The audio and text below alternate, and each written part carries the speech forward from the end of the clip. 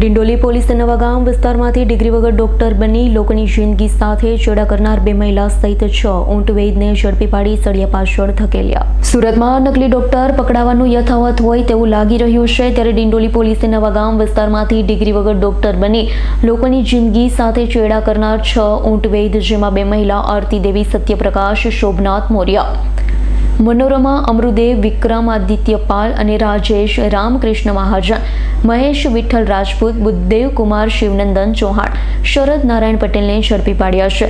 તેઓના ક્લિનિકમાંથી મેડિકલનો સામાન સહિતનો મુદ્દામાલ કબજે કર્યો છે। તમામ વિરુદ્ધ કાયદેસરની કાર્યવાહી હાથ ધરી।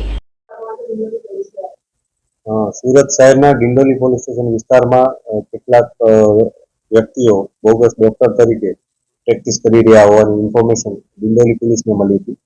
આ બાબતને લઈને પોલીસે એકવાર કન્ફર્મ કર્યું હતું, વેરીફાઈ કર્યું અને ત્યારબાદ જિલ્લા આરોગ્યને સંપર્ક કર્યો હતો। જે અનુસંધાને સીડીએમઓ સીએ પોતાની ટીમ મોકલી હતી અને આરોગ્ય વિભાગની ટીમ અને ડિંડોલી પોલીસ સ્ટેશનની ટીમ એમ અલગ અલગ ટીમો બનાવી અને 6 જેટલા આવા ક્લિનિક ઉપર અમે ચેક કર્યું હતું અને કન્ફર્મ કર્યું હતું કે આ ખોટી રીતના પ્રેક્ટિસ કરી રહ્યા છે।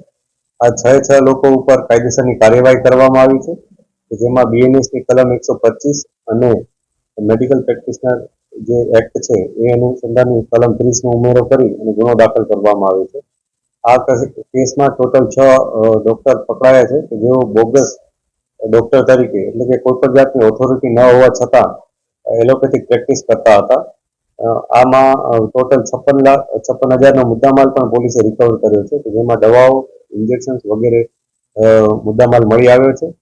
આ જે 6 ડોક્ટરો છે એમાં રાજેશ રામકૃષ્ણ, મહેશ રાજપૂત, બુદ્ધદેવ ચૌહાણ, શરદ નારાયણ પટેલ, આરતી દેવી અને મનોરમાબેન, આ 6 ડોક્ટરો આવી રીતના કોઈ પણ જાતની ઓથોરિટી વિના પ્રેક્ટિસ કરતા હતા। જે બાબતને લઈને ગુનો નોંધવામાં આવ્યો છે અને આ લોકો પાસે જે પણ ડિગ્રીઓ હતી બોગસ, એ પ્રકારનું અમે રિકવર પણ કર્યું છે અને એના ઉપર અમે અત્યારે વેરિફિકેશન પણ કરી રહ્યા છીએ કે એ લોકોને ક્યાંથી આ વસ્તુ મળી, કઈ રીતના એ લોકો પ્રેક્ટિસ કરે છે અને છેલ્લા કેટલા સમયથી પ્રેક્ટિસ કરે છે।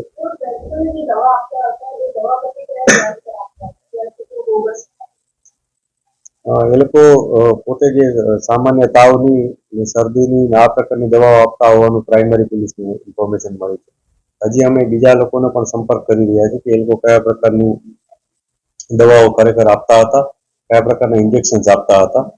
આ જે ડોક્ટર છે બધા એ છેલ્લા 2 થી 4 મહિનાના સમયગાળા દરમિયાન પોતાની પ્રેક્ટિસ કરતા હોવાનું એવરેજ અમને જાણવા મળ્યું છે, પરંતુ અમે આ બધી વસ્તુ વેરીફાઈ કરશું કે એ લોકો ખરેખર કેટલા સમયથી પ્રેક્ટિસ કરે છે, કેટલા લોકોને કયા પ્રકારની દવાઓ આપી છે અને ડિગ્રી ક્યાંથી મેળવી છે। આ બધી બાબતો પોલીસ વેરીફાઈ કરી રહી છે। તમામ વસ્તુમાં પોલીસને ઘણી બધી ટીમો પણ લગાવવી પડશે। અમે અલગ અલગ ટીમો લગાવી અને આ પ્રકારની કેસમાં ઊંડાણપૂર્વક તપાસ કરી। Bureau report, S9 news, Surat.